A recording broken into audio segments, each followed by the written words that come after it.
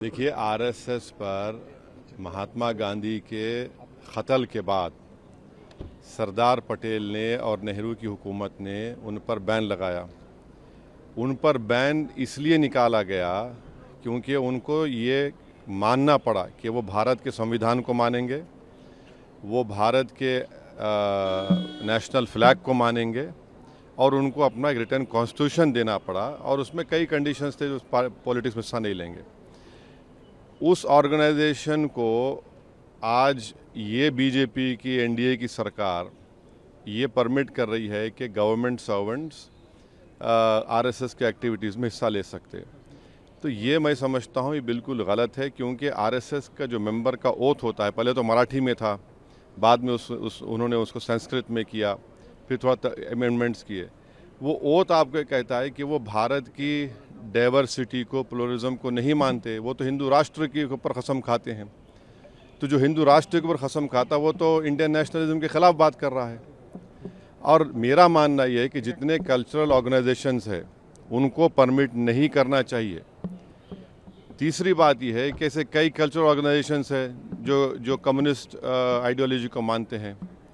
ऐसे कई cultural organisation हैं, मिसाल के तौर पर जो जमात इस्लामी है।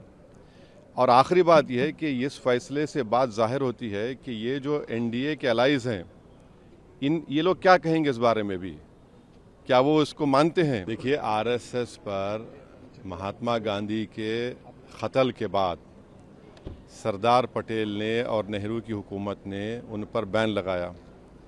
उन पर बैन इसलिए निकाला गया क्योंकि उनको ये मानना पड़ा कि वो भारत के संविधान को मानेंगे, वो भारत के नेशनल फ्लैग को मानेंगे और उनको अपना एक रिटर्न कॉन्स्टिट्यूशन देना पड़ा और उसमें कई कंडीशंस थे जो पॉलिटिक्स में हिस्सा नहीं लेंगे।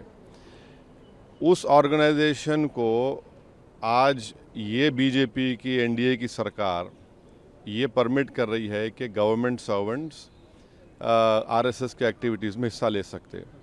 तो ये मैं समझता हूँ ये बिल्कुल गलत है, क्योंकि आरएसएस का जो मेंबर का ओथ होता है, पहले तो मराठी में था, बाद में उन्होंने उसको संस्कृत में किया, फिर थोड़ा अमेंडमेंट्स किए।